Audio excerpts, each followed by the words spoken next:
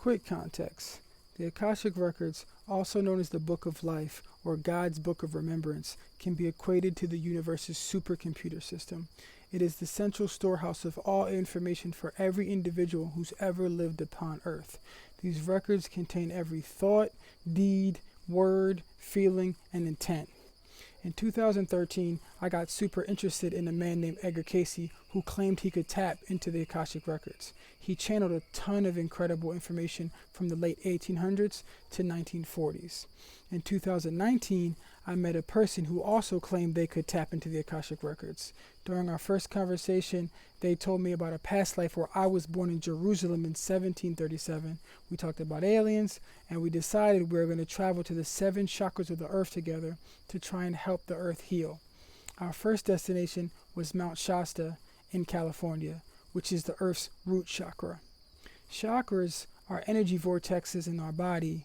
They're often spoken about in ancient Hindu and Buddhist traditions. Just like there are chakras within our body, there are chakras within the earth. The root chakra is located at the base of the spine in our body and within Mt Shasta on earth. The root chakra is related to our connection to the earth and survival. Mt Shasta is known for all sorts of myths, mysteries, legends, ancient lost civilizations, UFOs, Bigfoot, all types of unexplained phenomena. If you're interested, DuckDuckGo, Mt Shasta's mysteries, but don't use Google because they block the good stuff. Okay, December 2019, my new friend N, my old pal A, N's friend J, and N's dog Z rented a car to drive across the country from Philly to Cali. First stop, Indiana. Second stop, Nebraska. Third stop was Denver, which was really nice. Got dinner with an old friend. They purchased some legal weed, and we stayed with my friend A's good friends. Fourth stop was Salt Lake City, Utah. Beautiful. We also stayed with a friend of mine. And finally, after 5 days, we arrived in Shasta, California, at the foot of Mt Shasta, the root chakra of the earth. Over the next 3 days, we spent a brief amount of time in 3 small towns, Montague, Eureka, and Weed, California. We're about an hour south of the Oregon border. I noticed immediately the town seemed to be empty of young people. All the people were like 45 and up. It had a small town, country, semi-racist feel to it. Our campsite near Mt Shasta was wild. It was right outside a survival apocalypse video game. On a super random plot of land, there was a motorhome, a trailer, a bunch of wooden boards propped up on a tree surrounded an iron fire thing. There were a bunch of branches, barrels, trash, and other miscellaneous things sprawled around. Our host Wolf was definitely a psychedelic space traveler. That night, N and J started a fire, and after some time passed, N wanted to meditate upon the energies of Mt Shasta. They drew a Merkaba in the sand, sat in the middle, and told us to stand in the corners. We meditated for a while until N started to speak. They said that the chakras are supposed to give and receive energy simultaneously, but Mt Shasta, the root chakra, is only taking in energy. It is sucking in energy from the people, the environment, and everything that surrounds it. They said that this is partially the reason for all the forest fires and the depleted-looking people and the fact that California is essentially hell. They were visibly shaken. They said they stitched up the energy field of the mountain and domed it, but that essentially only bought time. They couldn't stop what was about to happen for now, but they just delayed it. They said that we'll understand more once we go on the mountain tomorrow. While we meditated, I saw a dim red circle of energy and tried to focus my energy on that, on my breathing and sending energy to my toroidal field. The next day, we went to the mountain. We dropped A and J off at Mt Shasta Ski Resort. A went snowboarding. J went skiing for the first time. N, Z, the dog, and me went up further up the mountain to a trail I found on Google Maps. When we stepped on the trail, it looked like a winter wonderland.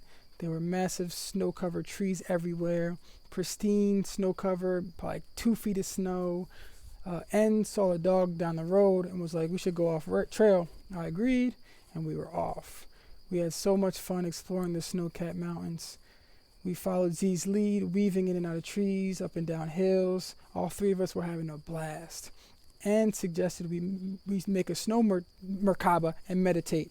When I sat in the snow to meditate, I saw the same red ring of energy, this time more profound.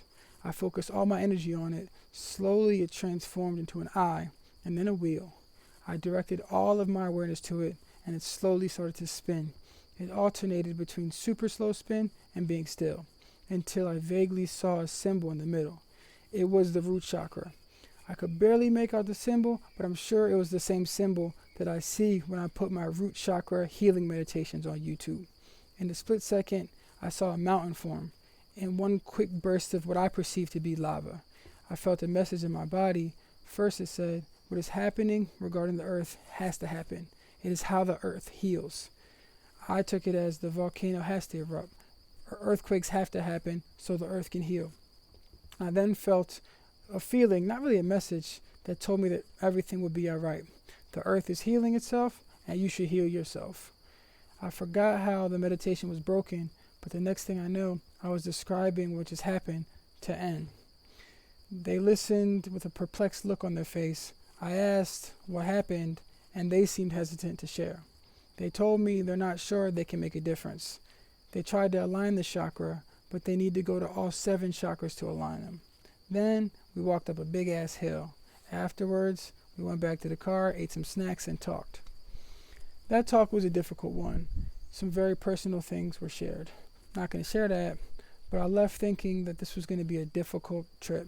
I already knew that, but after the talk, I just got the feeling that I had no idea what I was getting myself into. That night was rough. The wind was blowing 25 miles per hour.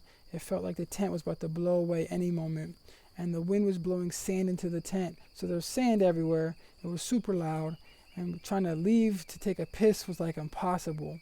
Plus, it was a 3-person tent with 4 people and a dog inside. None of us slept too well. The next day, we decided to go to Plutos Cave. I had a feeling this was a special cave. The feeling into the cave, I can't put into words. Felt a mix of nervousness, wonder, and amazement. A and I moseyed around while J and N did a naked photo shoot. Then it got real. We started to go deeper and deeper, and before I knew it, I was by myself, and when I yelled out, no one responded. It was pitch black except for the headlamp I was wearing. I kept telling myself I should turn around, but I kept going deeper and deeper. And the further I went, the more scared I got. I saw what looked like a human-like figure, and I stopped. It ended up being just a stack of rocks, but because I stopped for so long, I heard Jay yell my name. I waited for them to catch up, and we kept going deeper until we decided we should go back.